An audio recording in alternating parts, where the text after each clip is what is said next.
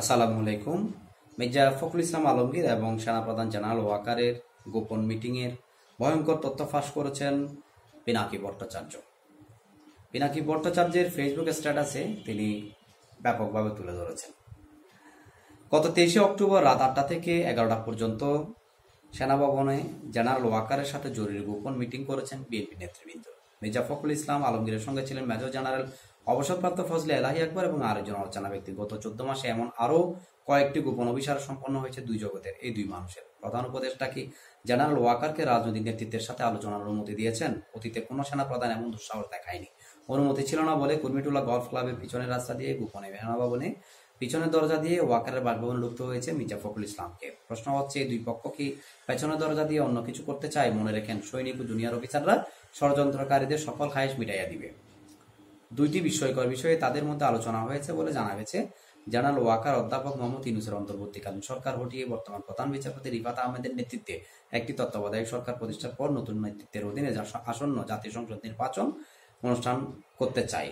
বিপরীতে বিএনপির মহাসচিব মির্জা আলমগীর জনপ্রশাসন ও পুলিশের মধ্যে তাদের কাছে বিশ্বাসযোগ্য অফিসারদের গুরুত্বপূর্ণ লাভজনক পদে বসানোর পর জাতীয় সংসদ নির্বাচন সম্পন্ন করতে জেনারেল ওয়াকারের সমর্থন চেয়েছেন। এ হচ্ছে মূল ব্যাপার। এখানে আমরা দুটি বিষয় দেখলাম, জেনারেল ওয়াকারের একটা চাওয়া পাওয়া আর একটা হচ্ছে মির্জা ফখরুল ইসলাম আলমগীরের চাওয়া পাওয়া। জেনারেল ওয়াকার গত 14 মাসে এমন কি দেখলেন যেটার জন্য তাকে এই চাওয়া পাওয়া চাইতে হলো, অর্থাৎ তিনি বর্তমান সরকারের অন্তর্বর্তী সরকারের প্রধান উপদেষ্টা, তাকে হটিয়ে তার পরিবর্তে নতুন একটি সরকার রিফাত আহমেদের নেতৃত্বে তার অধীনে নির্বাচন চান এবং মির্জা ফখরুল ইসলাম আলমগীর তাদের অনুগত অফিসারদের জনপ্রশাসনে বসিয়ে তারপরে নির্বাচন অনুষ্ঠান সম্পন্ন করতে চান। তো দুইজনের দিক থেকে দুটি বিষয় এখানে এই স্ট্যাটাসে উঠে এসেছে।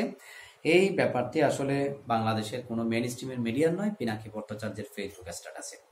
আমরা যদি জেনারেল ওয়াকারের যে ব্যাপারটা এখানে প্রতিনিয়ত উঠে আসছে, যে জেনারেল ওয়াকার যে কোনো সময় যে কোনো কিছু করতে পারে, এটা পিনাকি বহুবার বহু কিছু আলোচনায় বলেছেন এবং সেই সাথে গত সপ্তাহ 10 দিন আগে 46 ডিভিশন নিয়ে একটি ভিডিও বার্তায় তার আহ্বান ছিল তাদেরকে প্রতিহত করার জন্য, কারণ তারা সেনাকু করতে যাচ্ছে ইত্যাদি।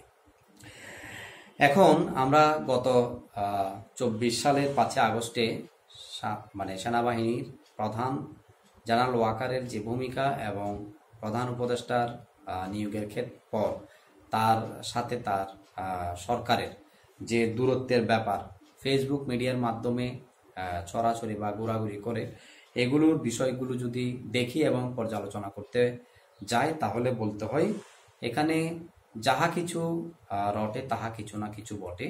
তো জেনারেল ওয়াকারের সাথে যে দূরত্বের ব্যাপার, এটাকে প্রথমত আইডেন্টিফাই করতে হলে ওয়াকার সাহেব তিনি ক্ষমতা গ্রহণ না করার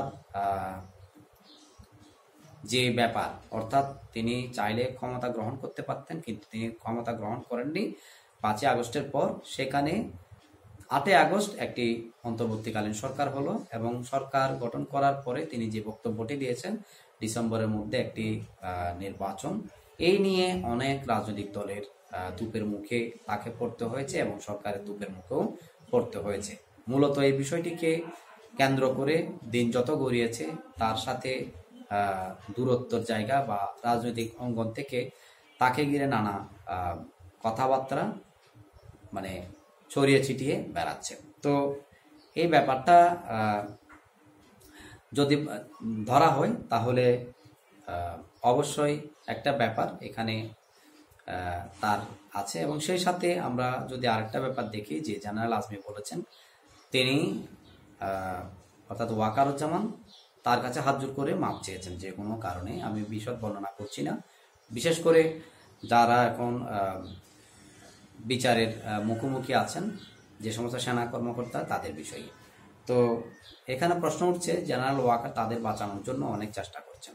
তো এই ব্যাপারগুলোকে জামাত ইসলাম বা তাদের সমমনা দল তারা কিন্তু ইতিবাচকভাবে নিচ্ছেন না এবং এই জায়গাতে জেনারেল ওয়াকারকে নানা প্রশ্নের মুখোমুখি দাঁড় করাচ্ছেন এবং সেই সাথে অনেকেই মনে করছেন যে শেখ হাসিনার আমলে নিয়োজিত সেনাপ্রধান ভারতের যে পরামর্শে যে কোনো কিছু যে কোনো সময় করে বসে ফেলতে পারে ইত্যাদি তাদের যে আশঙ্কা, সেই আশঙ্কার জায়গা থেকে তাকে নিয়ে অনেক কথাবার্তা ইত্যাদি ইত্যাদি সামাজিক যোগাযোগের মাধ্যমে বয়ে বেড়াচ্ছে। তো সেই থেকে পিনাকি ভট্টাচার্য যে ব্যাপারটা তুলে ধরলেন এই গোপন বৈঠক নিয়ে, সেখানে আমি বলবো প্রত্যেকটা রাজনৈতিক দলের একটা ট্রিক্স আছে, বিএনপির জায়গা থেকে সেই ট্রিক্সটা অবশ্যই অ্যাপ্লাই করবে।